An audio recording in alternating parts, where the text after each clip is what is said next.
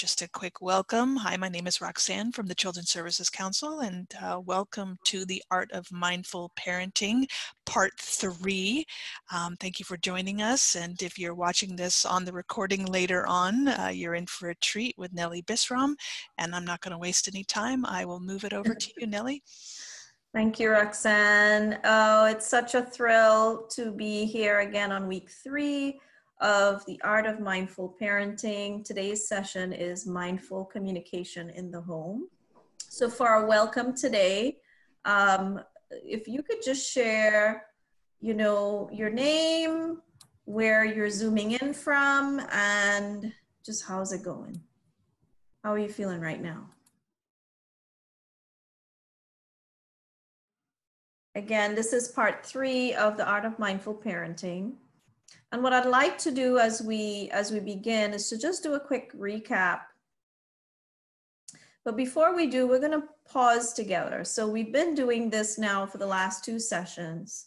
And so what I invite you to do is wherever you are and whatever you're doing or not doing, maybe you're in your pajamas, maybe you're putting the baby to bed, maybe you're preparing dinner, or just it's that time of day when everybody has needs and things are going on. I invite you to challenge yourself to just take a pause. So if you're around other people, just let them know, hi Veronica, how are you? Just let them know that you're taking a pause. And just for maybe about a minute or so, we're just gonna pause. And so when we press pause, it means that we stop doing whatever we're doing. So if you have things in your hands, put them down. If you're sitting, let your feet be grounded somehow, either on the floor, maybe you're cross-legged, on the bed or on the floor, maybe you're lying down. And just take a nice deep breath all the way to the bottom of your belly. Just let your breath go all the way in. And then exhaling.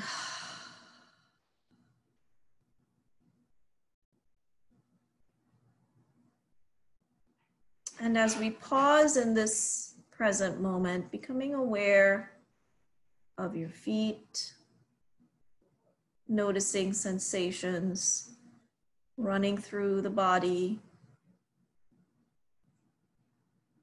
aware of whatever posture the body is in. And then grounding your attention in the here and now, just anchoring your mind's attention on the breath. And if you'd like to, you can intentionally do a few soft belly breaths as we've done in previous times together. And if this is your first time experiencing soft belly breathing, just simply bringing your attention to your breath,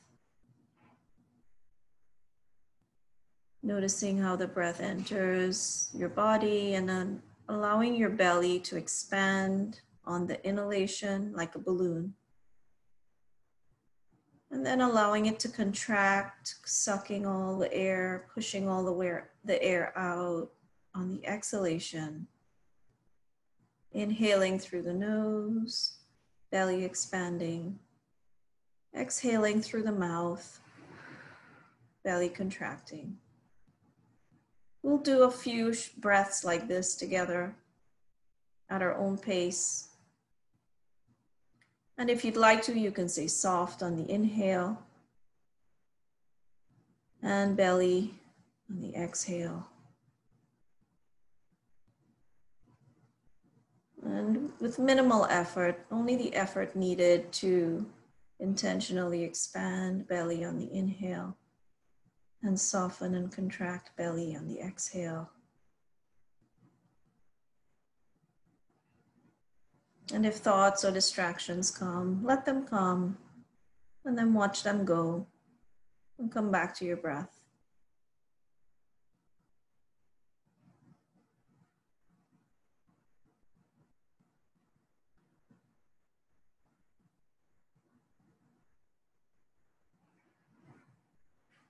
And just being with this breath now.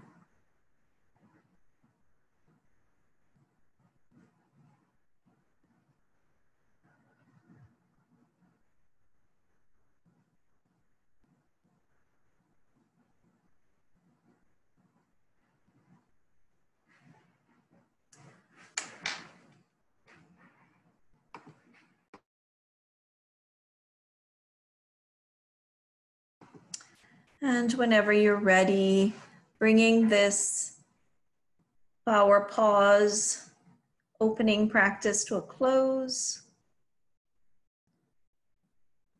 wiggling fingers and toes, opening your eyes if they were closed, and just taking in the good, whatever that is for you right now. And if you'd like to, you can just pop a reflection in the chat, or you can unmute yourself and share anything that showed up for you in that pause, in that short, soft belly breathing that we did together.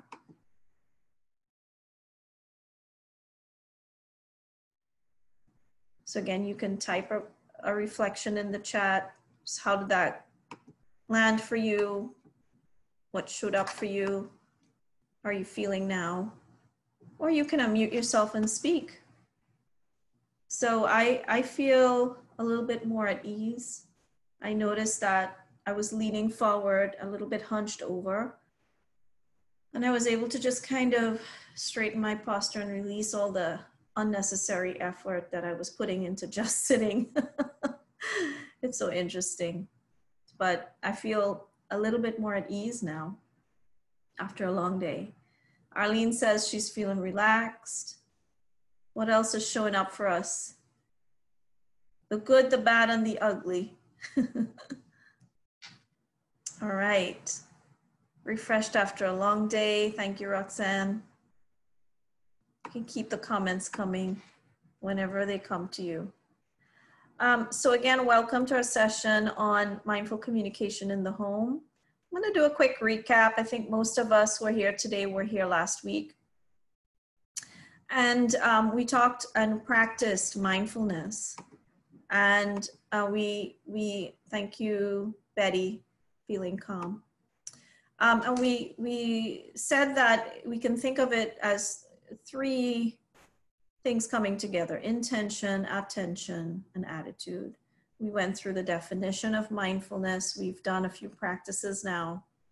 And the definition that we're going with is the awareness that arises from paying attention in the present moment, on purpose, non-judgmentally, and with an open, curious heart and mind. And we also looked at this beautiful poem by Khalil Gibran on children. We reflected a little bit on how that relates to the 5 elements of mindful parenting. So these are not in any way an exclusive list or a non-exclusive list. It's just 5 sort of anchors for when we think about what is the embodiment of a mindful parent. And so we came up with unconditional love, spacious presence, modeling by example, being willing to accept imperfection and to be an example of vulnerability, and then conscious discipline. And today we are focusing on mindful communication, and all of these kind of relate to that. And then last week we focused on responding to stress, and we learned the STOP practice, which is really simple. It's a cool acronym. And I hope you were able to recall this during the week. It was one of the home practices that we had. And we talked about how reactivity shows up in our bodies, in our behavior, in our thinking, in our emotions.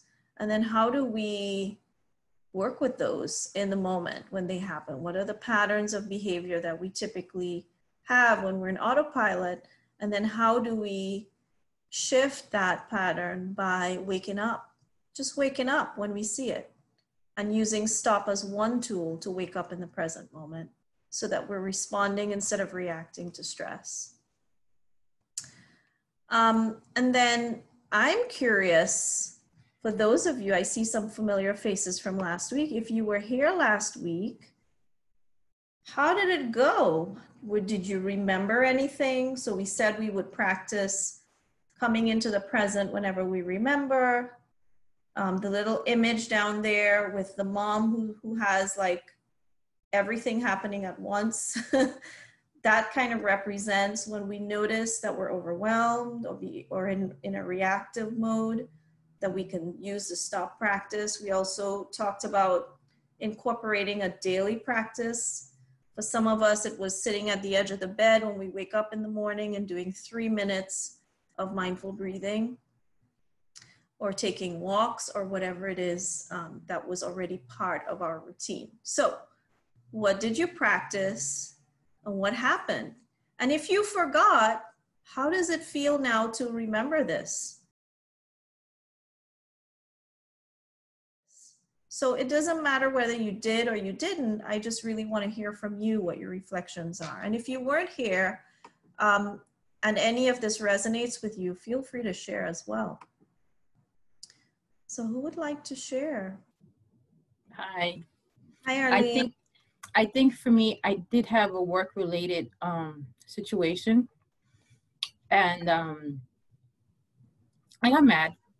I was mad, and a part of me would have continued with the issue, but I was like, I thought about it. I stopped. I took a few deep breaths, and I was like, you know what? I'm going to focus on myself. I'm not going to let this moment hijack my day. And as soon as school was over, disconnected from the computer, I went for a walk, and I let it go for that moment. So I didn't react to it. But I think sometimes when we get mad, we end up saying or doing things we later on regret. Mm-hmm. And then that night, I went on YouTube, and I started watching stuff on mindfulness, just to kind of like positively distract me. You know what I mean? So I don't mull and ruminate and start brooding over it. I figured, you know what? Let's give it some space. Let's give it some time. The issue will be there tomorrow. Mm-hmm. And that's new for me. I'm not usually really good at that. So I'm work in progress. Oh, well, that's great. Sounds like if it's not new to you, you certainly are at least making an attempt to use a practice, and it works right away when you use it, doesn't it? Yeah, I think also too, I mean, this whole COVID thing, I think everybody's heightened and stressed out for a lot of reasons. I think it's exacerbated everything. And I think we need to be more mindful now, because everybody's going through so much because of the virus. That I really think we need to be compassionate and take a step back and look at things from a cooler head. So. Yes, I agree. Yes, definitely. I think that really resonates with everyone. Thank you, Arlene, for sharing. Okay. So we are going to move on. And today we're going to focus on, as I mentioned before, mindful communication in the home. So we're going to come up with a definition or at least a common understanding of what is mindful communication. We're going to explore a strategy that has been hugely successful in different workspaces and even in working with children and youth, called nonviolent communication. And empathetic listening is part of the nonviolent communication model. And it's really focused on how we meet our own needs and meet each other's needs in the way that we communicate, using empathy, honesty, and really presence, coming from a place of presence and awareness. And then we're going to talk about how can we apply this. What are the real life situations where we can apply this in the heat of the moment when we are in a difficult communication or in a difficult interaction? Or maybe it's not difficult, but it doesn't just come, the words just don't come the way we would have otherwise wanted them to come. How can we build upon what we learned in terms of reactivity and how that might either obstruct our capacity to communicate effectively, and learning what we know about how the ways that we react. How can we use that and just flip the script and shift into a place where we can be honest and at the same time responsive in the way we communicate, so that there's compassion, there's respect, and also as it relates to our children, that we can communicate with them in a way where they feel empowered to be themselves. And so I'd like to draw your attention to the cartoon on the screen. And it says, so if you're looking at it, it says, you always, one person A says, you always contradict what I say. Person B says, no, I don't. Right? So what comes to mind when you see that graphic? You could just type your reflection in the chat. What comes to mind when you see that? And do you feel like that happens to you? Like like there's a lot of judgment in communications.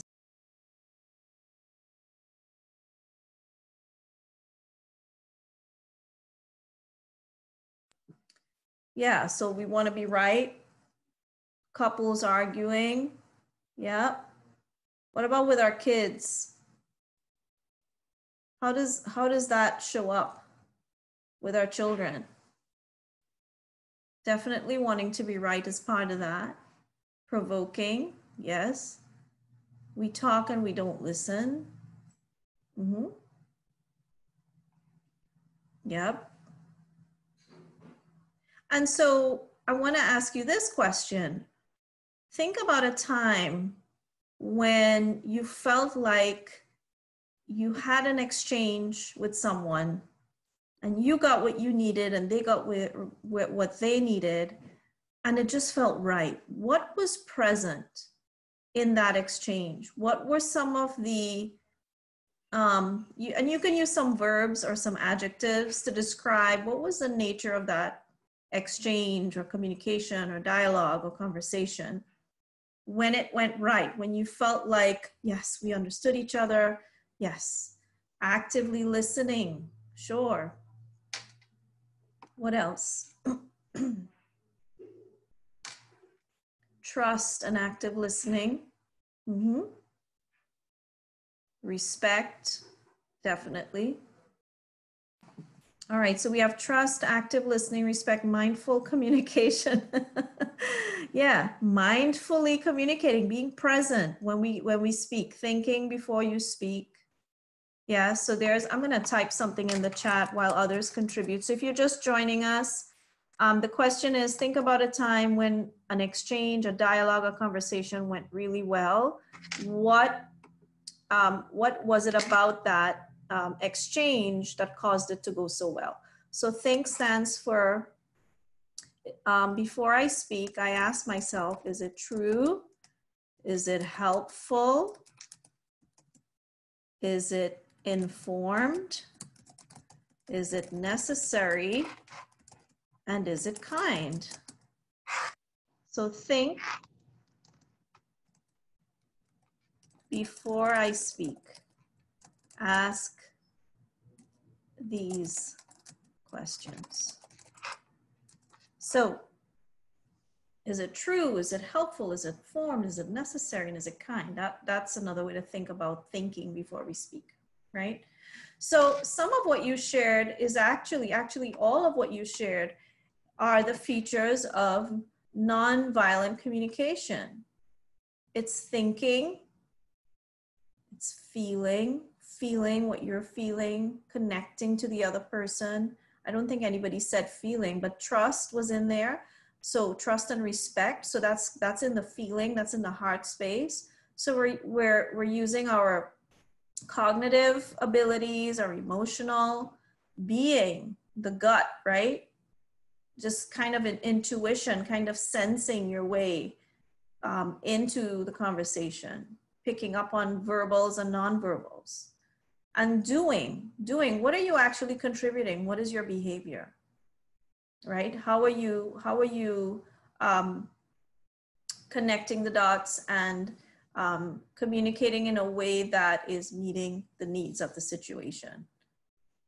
Okay, so mindful communication is about being present, aligning intention with thought, word, and deed, right? That's where the being, the doing, the feeling, and the thinking are aligned. And in a way that meets the needs of all that are involved, in a way that's non-judgmental, right? So mindful is non-judgmental, it's open, it's curious, it's kind. So that's not really a definition, but I really think as humans, we can find a feeling space for what that means, because we all gave examples just now of a time when it went well. So we have a sense of when that's happening, what it feels like. So what we want to do now is, in the moments when we're not naturally in that space, what is a strategy we can call upon so that we can get back to that space, right? And so nonviolent communication is it's one of the best that I've seen in any information on that's out there, any models and frameworks that are out there on the talk about communication.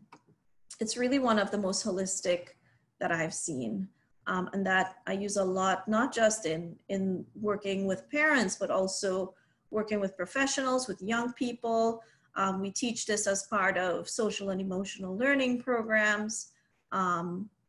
There are books about this. There's Marshall Rosenberg is the person who came up with nonviolent communication. It's often referred to as NVC. So even if you Google it, you'll see, if you go to their website, there are a lot of free resources. There are tons of videos on YouTube where you can learn more about this. And we're gonna look at a video today, but really there's three, when we talk about mindful communication and nonviolent communication, it's positive, it's solutions focused, it's based on, it starts with self-connection. So first, self-connection means that I'm aware of all of the aspects of my being. I'm aware of my body, I'm aware of my heart space, what emotions are here, I'm aware of what my thoughts and judgments might be about what I'm experiencing or feeling. And then I extend that awareness to the other person. So it's about self-awareness and social awareness, about how am I aware of the other person? And then what choices in that awareness am I making about how I express myself and how I show empathy to the other person in the ways that we communicate verbally and non-verbally. So the main question that you can ask is, there's a lot of information there on this slide. The main question is, what is alive in me and what is alive in you? So if you just use that as a really basic question for your own inquiry and for your inquiry around that helps you to be aware of the other person, it really starts to get to the place of recognizing what is present in terms of an observation, like what are some of the facts, right? What are the feelings? What are the needs? And then what are the requests that we want to make of each other? So those are 4 pieces that we're going to practice after we watch the video. So it's observing the facts of the situation, which are separate from the way that we feel. What we feel is how we relate to those facts, right? All of the assumptions that we have, all of the emotions that come up. And then there's always a need beneath that feeling. So whenever we're stirred up, there's always a need under there that's not met. And so becoming aware and recognizing what's alive in us and grounding ourselves in present moment awareness allows us to identify what we really need. And so we might be upset about, you know, you switched the TV channel on me, right? But really, maybe your need, you know, maybe you're not upset about the TV channel being switched. Maybe you don't even care about the show. Maybe you have a need for boundaries, or you have a need for respect, or you have a need for acknowledgement or appreciation. Maybe there's something else there. And this is just one other situation where you felt that that need was violated. And then the request, which is the 4th part, is okay, now that I know what I need, and now that I recognize now that I recognize what the other person needs, what would I be willing to do for you, or what would you be willing to do for me? And that is always in the form of a question, because we don't want to make requests in the form of demands. Because then we're actually engaging the other person. It's actually more empathetic when we express what we need and at the same time make a request from a place of an open-ended, place. So we are going to look at a video now. There's going to be a lot of information in there. I invite you to take some notes if you can, or just look for some keys. So I talked about observing facts, expressing feelings and needs and requests, okay? And then we'll have a chance to actually practice this with real life scenarios. And welcome to this video. Today's big idea comes from Marshall Rosenberg and his pioneering book, Nonviolent Communication. As always, we hope we can inspire you, help you grow your mind, and motivate you to be the best you. In the book, Rosenberg shares with us a better way of communicating with others. He calls it nonviolent communication, a language of life. Communication is a fundamental building block of everyday life. If we want to function well in society, we need to learn to communicate effectively with the people surrounding us. Often when we communicate with others, irrational conflicts and misunderstandings arise, and we end up leaving conversations feeling disregarded or in despair. This is where nonviolent communication enters the stage. At its core is the belief that all human beings have the capacity for compassion and empathy. We only resort to harmful behavior when we don't identify more effective strategies. The purpose of nonviolent communication is to help us connect with ourselves and others in a way that makes compassionate given natural. It is not about convincing people to do what we want, but to create a connection with another person where everyone's needs are met. Nonviolent communication is a way to resolve differences peacefully. It is all about empathetical listening and honest expressing. It teaches us to understand and express our feelings and to hear our own deeper needs and those of others. It evolves around two fundamental questions. Number one, what is alive in you? Or put another way, what are you feeling? Number two, what would make your life more wonderful? Meaning, what unfulfilled needs do you have that I can help you meet?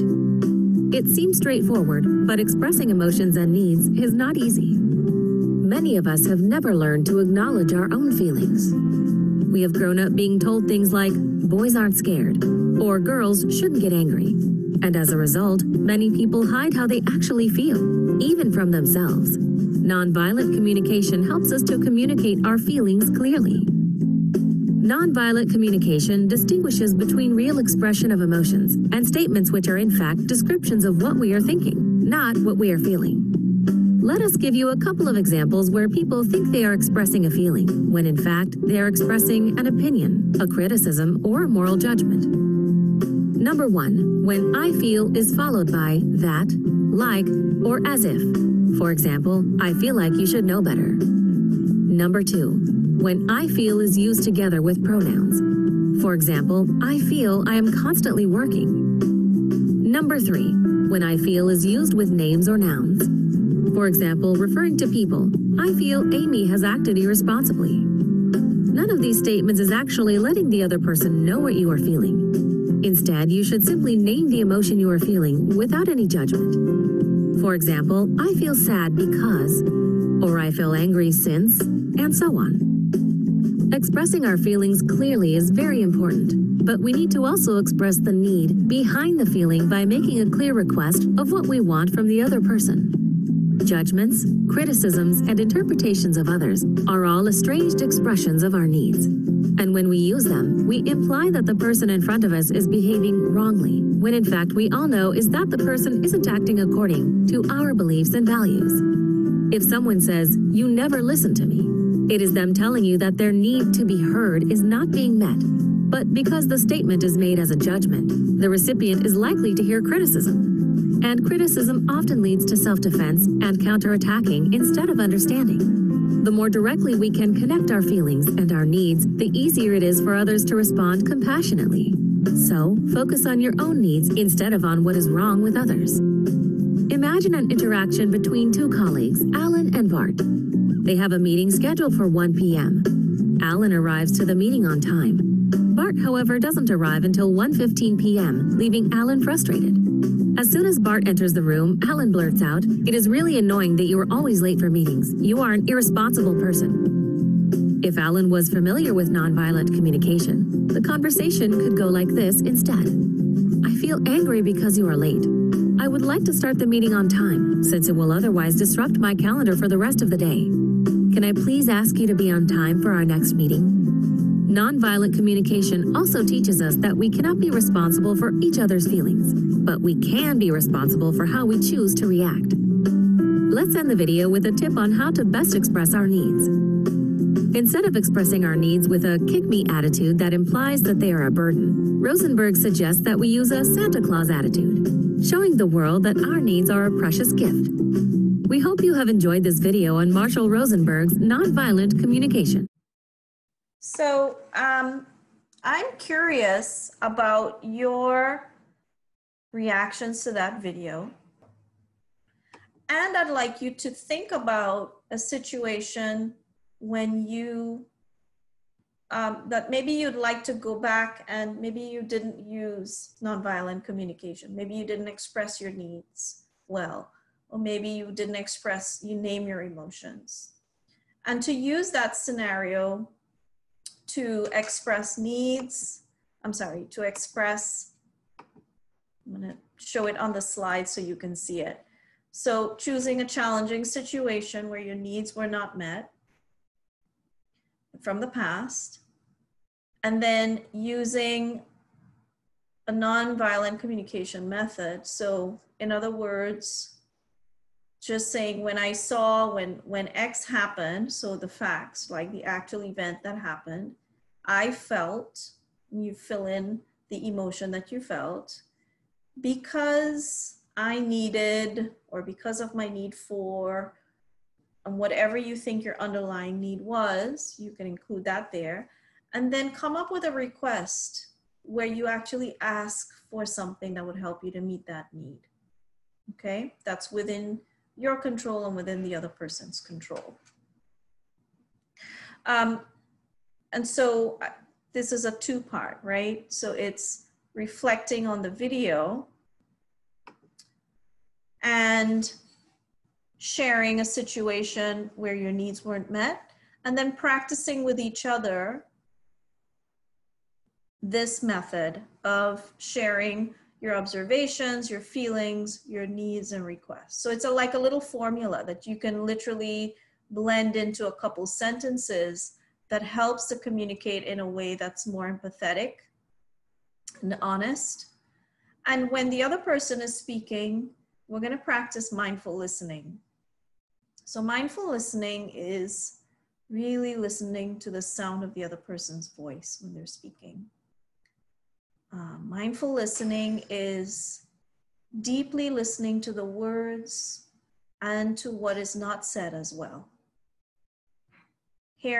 Listening from the heart.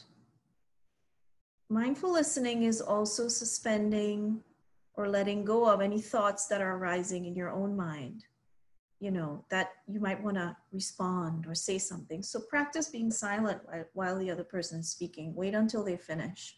Maybe wait 3 seconds until after they're done so that you could fully process what they've said before you respond. This was like, you know, a really quick intro to nonviolent communication. So if it was hard for you to even figure out how to make those statements work, that's fine. We can go over it again. So I'm just curious to hear what you talked about, or finish. If you were saying something, you can finish your thought. Lisa, looks like you were needing to finish. I was saying that I spoke to a pharmacist today, and every time I talk to him, he drives me berserk. And we were both cutting each other off. Like, he said he doesn't want to work with me anymore. And no, I'm a nice person, but he rubs me the wrong way. And so I should have said, you know, I feel really angry when you cut me off and you're not listening to me. But I told him I think he's really rude and he has a terrible bedside manner, and, it was going back and forth. So, I mean, I can't work with him. He's really a nightmare. So maybe this isn't a good example, but. No, it's a perfect example. It's a perfect example because we can always communicate in a nonviolent way, even with people who we don't necessarily want to be around, because it's not about them, it's about us and how we choose to communicate. What he does with that, that's his problem, right? Yeah. Well, that's his issue, right? So let's use Lisa's example, right? So you said, when you cut me off, what is another way that you can say that really takes all the emotion out of it? Because you have a place where you can express your emotion. So let's take all of the emotion out of that statement. If you took all the emotion out, what would you say instead of when you cut me off? What actually happened? What did you see and hear? I feel angry when you are not listening to me. So that's your feeling. So you're in your feelings. What did he do? What is it that he actually did? He started. Right. So when you talk while I am talking, that's like the most neutral way I could think about saying that statement. So you want that first part to be really neutral with no emotion or interpretation in there. Because when you say cut me off, it almost sounds like it was intentional, and it may have been, but there's still some interpretation in that statement. Do you know what I mean? Okay. As opposed to saying, and I say that because I'm from a culture where we talk over each other all the time. So they'll be like, what do you mean I cut you off, right? Cut you off? That's how we talk to each other, So, and I'm serious, like that's very common. I find myself doing it to other people and I have to stop myself. So when you started talking while I was still talking, right? I felt, fill in the blank. Well, can I say angry again or no? I can't. Of course. My feelings. Now, this is where you put all the feelings. I felt angry. I felt disrespected. I felt frustrated. What else? What else is in there? I felt like he was talking down to me. I felt condescended to. What else? I think that's everything. That's everything. So, and there's a feelings, if you go to the NVC website, there is a feelings inventory where you could get really specific about your feelings. So there are like 50 words just for angry, where you really get into the nuance of what you're feeling. And that could be really empowering when you find the word that really describes the range and the blend of emotions. Because we usually don't just feel one thing. We usually feel like a lot of different things. And we call it one thing, right? So you felt all those things. So that's the second piece. The third piece is, what is the need beneath that feeling? Say that again? What was your need in that situation? What is it that you needed from him or for yourself in that situation? I needed him to listen so that we could fix the problem. So take him out of it. So I needed to be heard. Okay. I needed to be heard, right? So it's about you, right? I needed to be heard. And now what would be your request from him? Please let me finish speaking before you speak. Brilliant. Do you see how does that feel compared to whatever really happened? Well, better, because I was really angry and sad and annoyed. So it's work for me too. It's work for all of us. It's hard. But sometimes I feel like I just don't have the words, when we're in this situation. Mm-hmm. Yeah.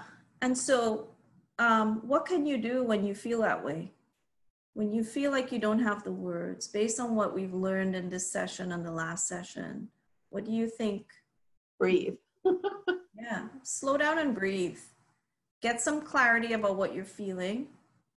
And then start with the facts. Because when you start with the facts, what happens is you're able to separate the event from the feelings. So you're not ignoring your feelings. There's a place for you to share everything that you felt. So, but what happens is that judgment is when we attach our feelings to something. So what this formula does is it allows us to keep our feelings and to keep what happened, but we're separating them. So we're able to see, here's what happened, leaving out my interpretation of it. And here's how I felt about what happened because I needed something that wasn't met. Does that make sense? Okay. Now, before you can do that, if you're all hot and bothered, you can't see that because you're in, remember what we talked about the brain? You're in your downstairs brain. So you need to breathe, take a breath, use the stop practice, bring your thinking brain back online. And when you can see things clearly, then you can formulate a response. And so that might mean, you know, because in the heat of a conversation, nobody's gonna, well, it's really uncommon that you just stand there and breathe and go through these steps in slow motion, right? Mm-hmm. Say to that person, I'm really feeling X, Y, and Z right now. I need a minute. And then you respond to them, you know? And I think most people would respect that, you know, except maybe a spouse or a child, which is what this program is about, right? It's harder with our families, but you know, and practice it. Just keep practicing it because at first it sounds kind of robotic. But once you get the feeling, once you get into that feeling place that what I'm really doing is sensing how I feel, honestly expressing without judgment, and then having empathy for the other person, then it all kind of comes together, even if it doesn't flow exactly in this way. Does that make sense? Okay. Yes, thank you. Yeah. Who else has one that we want to dissect together? I love doing this. Or anything that showed up in that conversation that you like to share. And if you're watching the recording, think about a situation and maybe you can pause the video and just take a moment to use that formula and formulate a new response. And it might be for a situation that you're anticipating, or it might be just correcting, you know, something that happened, an exchange that happened that you want to just practice a better way of communicating. And all of you can do that. You can take that formula and just practice coming up with statements, and that'll help as well. So what about the video? Any reflections on the video? I like the video. It was really cute. But one of the things that we started joking around was that if we took these instructions and we paste them all over the house, where they have no choice but to read them all the time, that initially it would be a joke, you know, people sarcastically using those terms. But I think it would be maybe one way of having them maybe learn to practice them, even if it's at first being sarcastic, especially kids. Kids can be like, throw it back in your face. But I was thinking it would be a fun way of like annoying them with it to the point where they know it. Yeah. Well, isn't that what they do in school? Like, isn't that what teachers do? They put things that you learn in education. You got to have your anchor chart. So they learn a skill, you put it up on the wall so they remember. Same thing at home. So you can put it up on the fridge or in invisible spaces. You know, that's definitely a great way to make sure that you're practicing what you learn. Yeah. Or even just learning self-regulation. And what happens is that we come to our senses and we're able to communicate when we're present and not, you know, living inside of that reactive space that we talked about last week. we're able to respond just naturally because we know what we want to say. Because how many times after the fact it's like, oh, I should have said X, Y, and Z. Because when we're thinking clearly, we know what we want to say. So it's really about the reactivity and the judgment. It's really about working with that in the moment and allowing the reactivity to subside, or working actively to breathe our way out of it, or walk our way out of it, or whatever it is we need to do for our brain to recover and to be able to respond, right? Any other examples with in interactions with our children that we want to role play with, or just get some answers or feedback on? You can either share or type in the chat.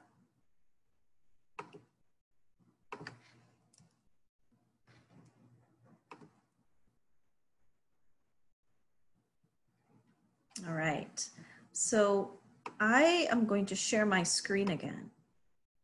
And so this is a recap of what we just did.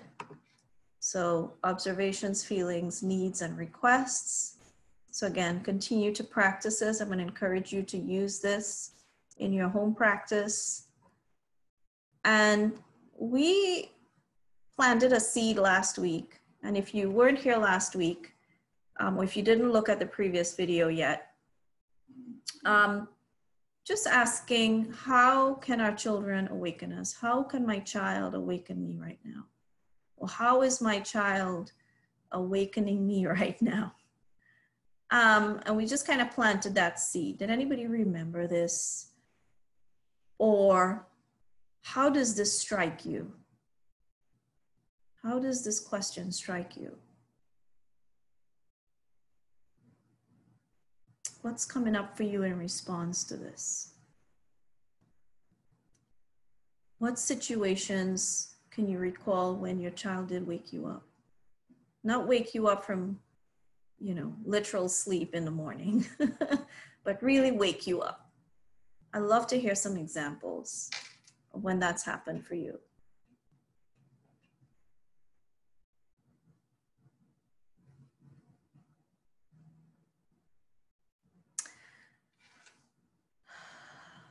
I had a conversation, so while you're thinking, because I know you need to think about this, I had a conversation with my 17-year-old. He's a very reflective kind of guy. He's an old soul. He's from another time. And he was, and he's done this in the past, but he was saying to me, we were talking about, I can't remember what we were talking about. But he was saying, you know, I was like trying to advise him about, he was saying, talking about what he wants to do after he graduates high school, and, you know, all of his plans and et cetera, et cetera. And I'm trying to advise him. And then he was talking about how he felt about, you know, he likes film and he likes art, but he's not sure. And I'm there trying to say to him, oh, it doesn't matter. Just because when you start college, anyhow, you take these, you know, generic classes, and you could just, you know, and I'm trying to give him advice. And he just stopped me and he's like, Mom, I don't need your advice. I just want you to listen. Why do you always need to give me advice? It's like, I know it sounds like I want you to give me advice right now, but I don't need that. I just need you to listen. He was communicating with me using nonviolent communication. He was telling me exactly what he needs, right? And in that moment, he just, I mean, here I am, right? Preaching all of this to all these people every day. And here's my child waking me up and telling me, I just need you to listen. I don't need you to fix me. I'm already whole and complete. And I don't have this figured out, but that's okay. I'll figure it out. I just need you to be here and to hear me. So that was like, when he said that to me, I don't think he even realized the impact that it had on me. It just woke me up on a deep level. And it brought up for me, so here's where a child might say something, or a child might say something to us that wakes us up. That's really essential for our own personal growth. So what I realized in that moment is that I really like to fix things. and that maybe that's not my job, not just with him, but in other situations. I'm walking around being the fixer. And how much of that is disempowering to people, taking their power away by me coming in and thinking that I could fix something here without them asking me to. You know what I mean? So yeah, I'm really curious to hear anything, any experiences, and it doesn't have to be something deep like that, but it could be, you know, something really simple that you've experienced where, you know, your child has said something really kind of wise in their own little way that's really woken you up. So, floor is open. Well, I like to say, well, thank you for sharing that experience. And I mean, I could see myself doing that a lot with my kids. Now I'm just going to try to pay more attention to it because I can't think of any example, but I remember on several occasions when my daughter will tell me, you know, can you just listen? Or just, I didn't want you to say anything, just say thank you. So I need to be a little bit more aware of that. Thank you for sharing that. Thank you, Johan. I don't know if I'm pronouncing your name correctly or if the name on your screen is your name, because I know we sign on with different family members' devices sometimes. So thank you for your comment. Yeah. Thank you. Yeah. You know, and so anybody else? And it doesn't have to be an example. It could just be, how does that land for you? The notion that your child could teach you something. I actually appreciate it. My daughter's 21, and I find that I had to come to the realization, like when she went from being 17 to 18, one of the things she said to me was, oh my gosh, Mom, like I'm not ready for adulthood. And then I was like, okay, I'm here for you. I said, but now that you're 18, I'm not going to tell you what to do anymore. So you're going to have to, you know, but then I find myself doing it. And then but now what she'll do is she'll call me and say, Mom, I need your advice. But Mom, I just need to share something. So she'll tell me right off the bat, because she knows I have a habit of, oh, you can do this, you can do that, you know, try to, like you, kind of just want to fix everything. My son, on the other hand, he just kind of stays quiet, and I have to probe and be like, hey, but he's 12, so it's a complete different, boys and girls are completely different dynamics. So yeah. Totally relate to that, Mikhail. Thank you so much for sharing that. I think Lisa was going to say something, or Rose, did you want to say something? Yeah, go ahead. Yes, I really appreciate your hearing this comment, because I'm having this issue all the time with my 9-year-old son. He always telling me that I talk too much, like I'm giving him too many detail, too many advice. So I'm gonna take your cue and learn from that now. From now on, I'm gonna try at least. So Rose, that's a pattern of behavior, right? So what is something that you think you could do instead of talking? Just be more of a listener. Mm-hmm. And be more of a listener and pay attention to what he's saying to me, because on many occasions, sometimes, like, you know, sometimes we have like good mom and son rapport. And I will be sitting, and then, you know, he will tell me something, and I said, and he said, well, I'm afraid to tell you this. And I said, okay, don't be afraid. I'm not going to scold you or anything. So let's talk about it. And then, you know, but most of the time I tend to, you know, being, I sound like a nagging mom, mostly about his school. You know, I keep reminding him constantly. And he said, Mom, I know, you don't have to keep telling me. You're telling me this, you know, 10,000 times already. So yeah. Yeah, that's good. So listening is one. So there are 3 things that I've learned that work well for me, and you can try this and see if they work for you, and you could try one or all of them. One thing is, after they finish saying something, just be silent for 3 seconds before you say something. And if you wait, more will come out that you didn't even ask. They'll keep talking. They'll give you more if you just remain quiet. Another thing you can do is say, if they start saying something, just keep saying, oh, really? Tell me more about that. That's it. And then you shut up. Then you be quiet and they, you know, oh, I feel X, Y, and Z. Oh, really? How, you know, tell me more about that. The third thing that works really well with anybody is to ask open-ended questions. Instead of, did you have a good day today at school? What's another way you can say that? Same thing you want to know. How was your day today? Well, that doesn't really work because then they just give you, you know, random answers. You can tie it to something specific. So how did it feel to be in Mr. Smith's class today?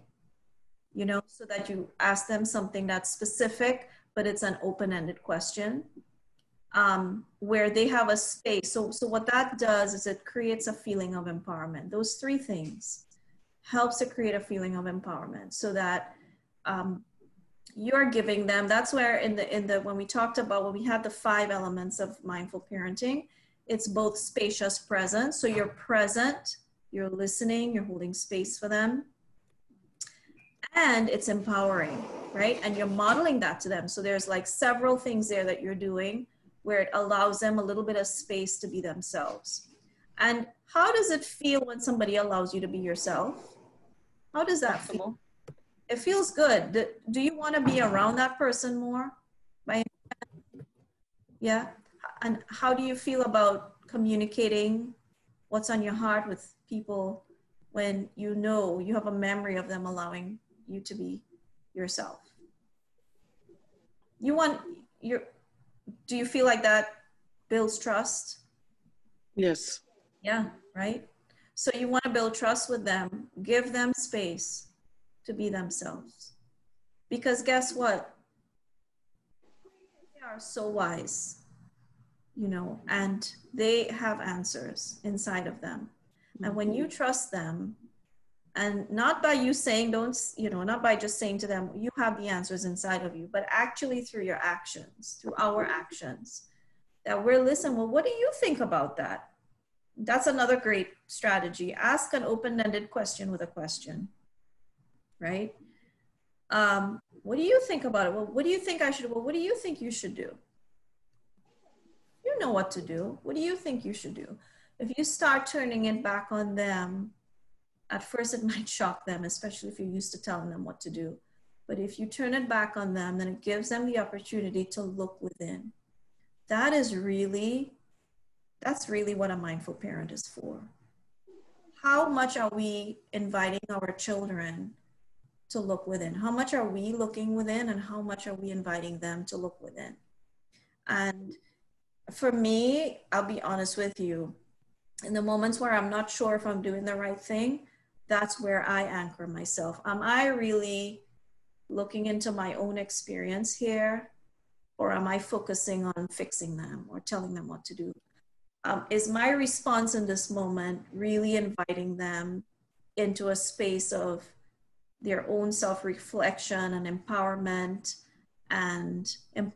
in a way where they are, maybe they don't have the answers, and maybe they're making mistakes, but it's their mistake, and it's their own process, and they're able to grow to trust themselves more, right?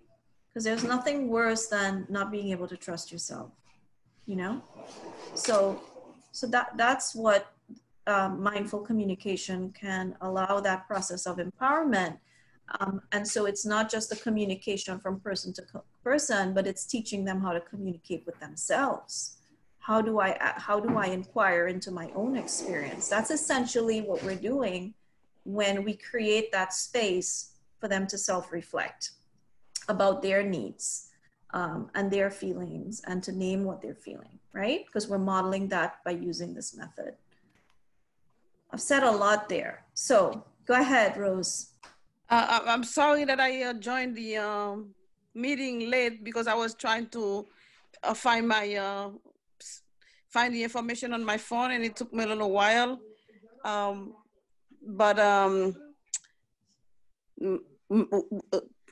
getting into this question, because the subject really interested me, you know. My problem is I tend to not let my my son make his own mistake. I'm always trying to, you know, like he view me as like, you know, like a nagging mom, because I don't, at the beginning when he was younger, I used to, how would I say it? Like, you know, if I give him a task, or if he has to do something, and then I will count to 3. And then, you know, like by 3, if he didn't do it, he will just like rush before he get punished. But now he's next one is gonna be 10. And it's look like to me, I don't allow him to make mistakes, because I keep, you know, telling him, repeating him the same thing over and over and over, and do it, instead of just like, you know, say it once, let him know that I mean it, and then for him to take accountable for it. And if he doesn't follow up and do it, then, you know, like give him his punishment, like I said so, because he tend to now take me for granted, that, and just like, you know, view me, because he's the only child, he view me like his older sister. He doesn't take me, you know, seriously. That's my main issue right now. Yeah. Am I off the subject? Or? No, you're on the subject, and you're actually on the subject of next week as well, because we're going to be talking about balancing love and discipline.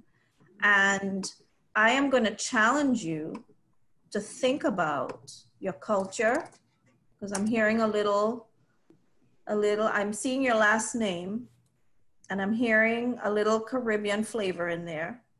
I'm from the Caribbean as well. I'm Haitian. Right? And I can relate, right, to the way we parent, and it's beautiful. And there are ways that we can grow once we become aware of what patterns we're coming from. So I'm going to challenge you to look at your patterns of parenting. And when you talk about saying it one time and following up with the consequence, yes, we're going to talk about that next week. So that's all about setting boundaries. Okay. And it's about speaking the truth, because if you don't follow up, then you're telling a lie, right? Yes. That's what you're doing. He did tell me that twice.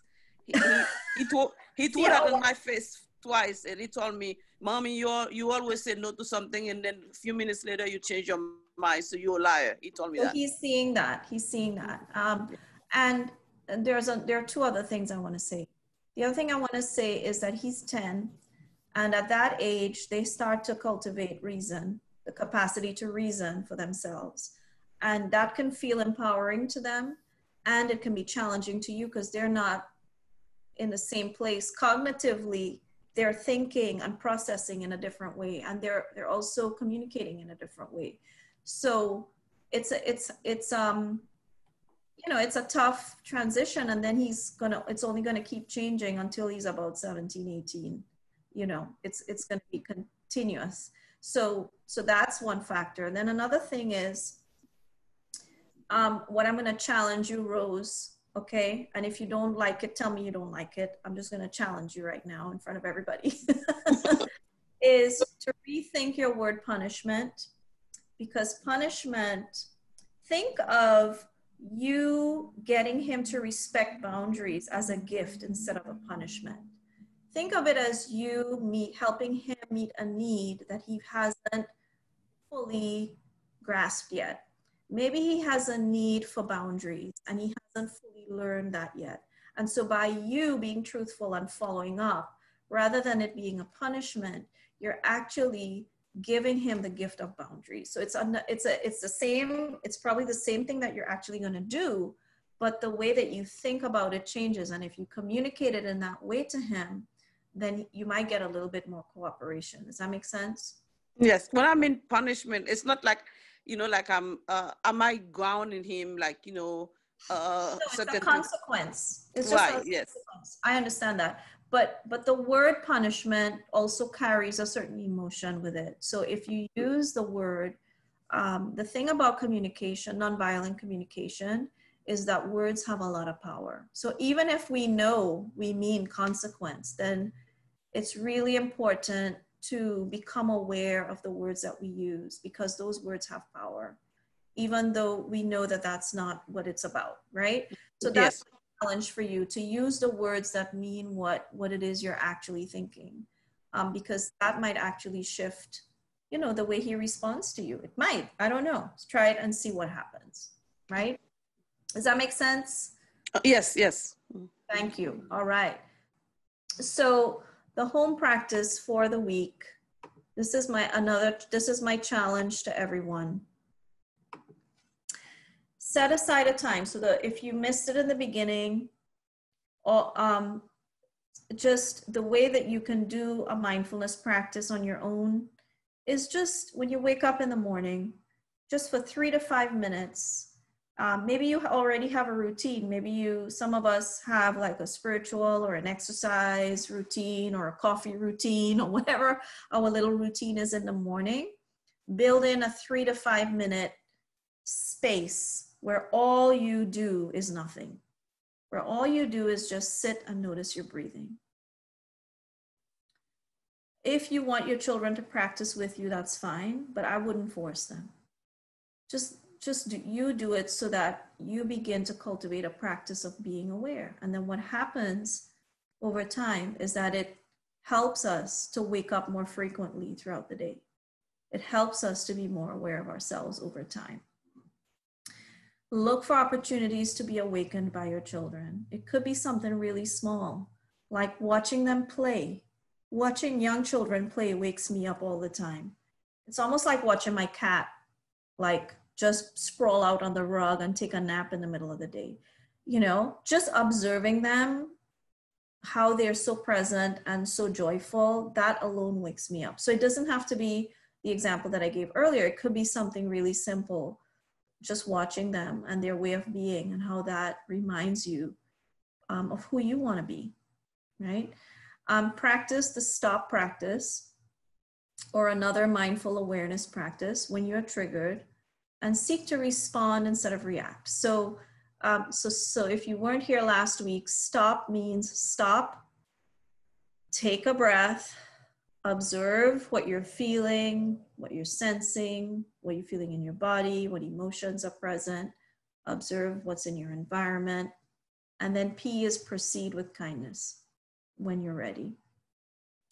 And so that's when, in those moments when you know you're multitasking, you're overwhelmed, you're in over your head, you're being reactive, just stop. Your nervous system is brilliant. It'll eventually restabilize. And when it does, then respond, making choices that are meeting your needs and the needs of your children. And use the nonviolent communication method that I shared to express yourself honestly, to meet your needs, and to listen empathetically to your child and to your family members in a way that both you and they feel empowered to be who they really are. And so that we're really, really bringing out the best in each other. We're really growing together. And then if you could fill out this little survey for me on your way out, that would be fantastic. There's just a few questions that helps me to know if this was useful for you, if I need to change anything. So I'll share it in the chat. Oops. I will share it in the chat. So if you could just click on the link and just fill it out. And then next week, our session is on balancing love and discipline. So we're really gonna get more into strategies there. But really, it's all about being present. So we're going to come back to that. Here's my contact info. If you need to reach me in the meantime, thank you, Mikhail. And then that's my website, Hum Education. And you'll see we have some other classes and things on there.